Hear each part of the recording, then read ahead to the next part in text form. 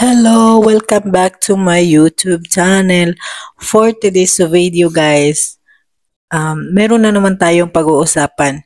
Dahil ito sa babae na nagsasabi na paano namin pipiliin ang Pilipinas. So totoo naman talaga yung pinagsasabi niya kasi yun naman talaga yung kadalasan na nangyayari sa atin sa Pilipinas. Kaya marami pa ring mga OFW maging gustong maging mangingibang bansa dahil doon sa sinabi niya. So, totoo naman talaga no na yung mga sinasabi niya, talagang yun talaga yung realidad ng Pilipinas. Kaya bakit kaya gano'n ang Pilipinas no na ang dami pang tapos sabihin na piliin mo ang Pilipinas. So sa amin mga OFW sa ngayon hindi pa namin mapipili yung Pilipinas kasi paano namin isisigaw na piliin namin ang Pilipinas na nandito nga kami sa ibang bansa. Dito kami sa ibang bansa nagtatrabaho dahil kinakapos ang sahod sa Pilipinas. Kaya guys, panoorin natin yung kanyang video.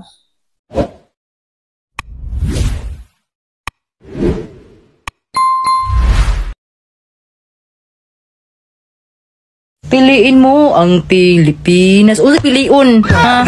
Unsa piliun na mo ang Pilipinas? Unsa pagpilian ang gamay kay mo mudag sweldos mga trabahante? Unsa pagpilis Pilipinas nga tibok adlaw ka magtrabaho, buntag udto hapon magtrabaho ka, swelduhan ra kag 450.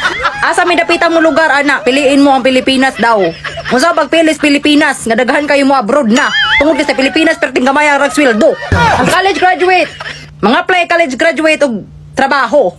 Unya, mangita ba mag with experience mga animala mo? Mangita ba mag with experience? Kakabalo gani mo graduate gani college, bago pa kaya na nag-graduate gani college gani, mangita mo trabaho, mangita mo with experience. Mga hangal. Piliin mo ang Pilipinas. Usa pagpilis Pilipinas lagi. Sa pag proud sa Pilipinas, kaperte kay mo kakurakot diha. Ultimo magkuhag ID kay way valid ID na pagitaan kag valid ID usa. Unsa man na wagan ni ID mo gani magkuhag ID kay way valid ID. Nya pagitaan mo usa ka valid ID buang mo. Ha? Tarong-tarong ka ng inyong decisions kinabuhi diya. Piliin mo ang Pilipinas. Unsa pagpili ana? Sudaan sa kantin 35 imo hang gibayad. Unyang ihatag di mong sudaan balik 15 ra. Kay gamay ra kayo daghang sabaw. Tarong-tarong ko ninyo diha.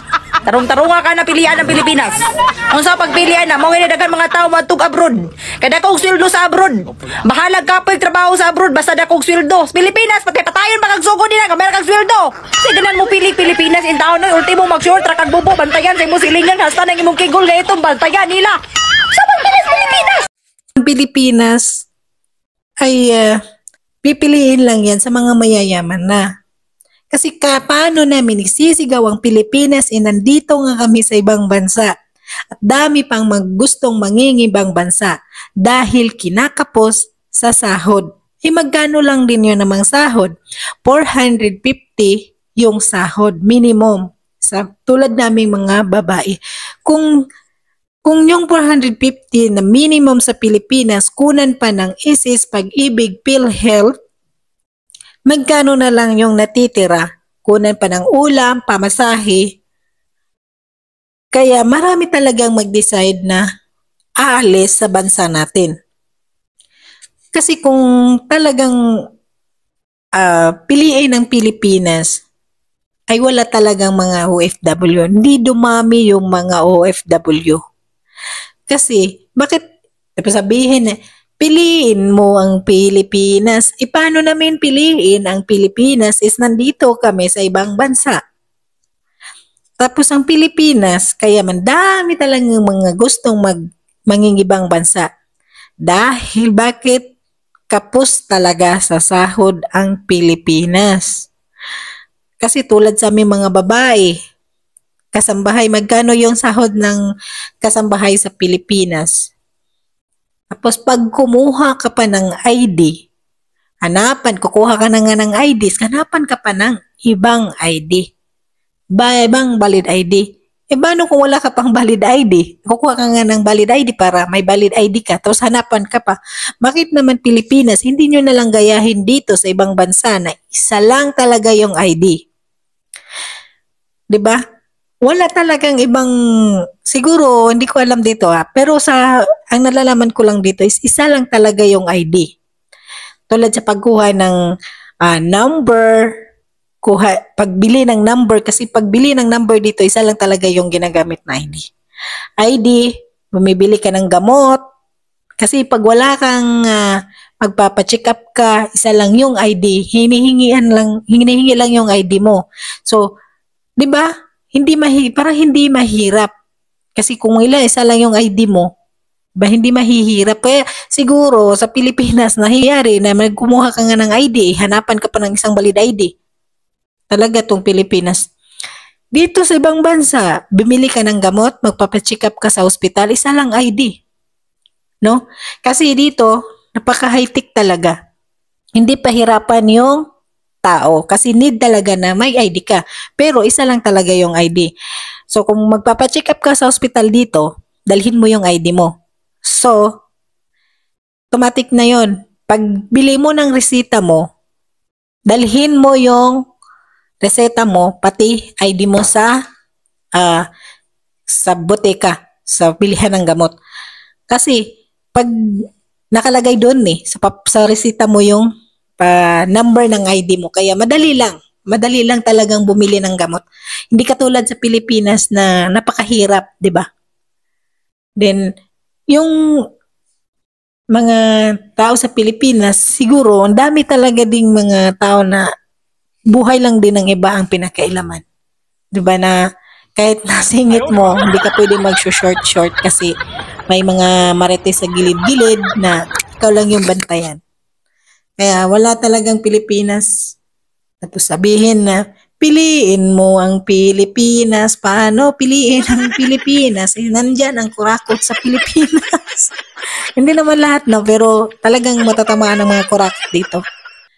Mga kurakot. Tapos, mayroon pa isa. Kakagraduate mo lang pala. No? Paano mo piliin ang Pilipinas nga? May nakalagay na doon na I need applicant with the experience. High school graduate with experience or college graduate with experience. Paano yung nakakagraduate? Kakagraduate lang, edi ang isipin nun ay ganun, mag-abroad na lang ako. Paano nila mapili yung Pilipinas?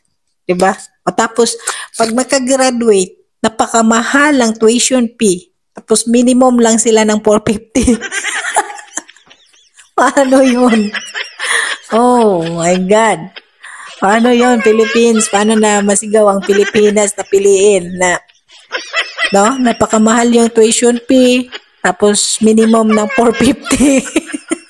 Oh my God, Philippines. Sisigaw natin ang Pilipinas na sana magbago na. Magbago na. Tama naman talaga to. Talagang tama talaga yung sinabi ni ate. Hindi naman talaga natin yun masabi na kasi yun talaga yung nangyayari di ba? O pati ikaw naman siguro, di ba? Na nangyayari din yun sa'yo na nagkuha ka ng ID, kuha ka ng NBI, kuha ka ng di ba, hinahanapan ka pa ng ibang ID. Tapos wala kang valid ID, masakit yung ulo mo, paano ka makakuha ng ID ko? Hanapan ka pa ng valid ID. Ay, Philippines. Pero hindi naman talaga, totoo naman. Hindi pa namin sa ngayon, hindi pa namin tulad namin mga OFW, hindi pa namin may sigaw na pipiliin namin ang Pilipinas. No? Kasi nandito nga kami, hindi namin dito Pilipinas yung inapakan namin, tapos sigaw kami na piliin namin ang Pilipinas na. Nawa na, nabuwang na. Talagang Pilipinas. Ang dami na yung mag-abroad, no? Dami talagang mag-abroad. Paano yun? Sisigaw na, piliin natin ang Pilipinas. Yung mga bang babae na sa accommodation na ngayon, nagsiksika na parang ng sardinas.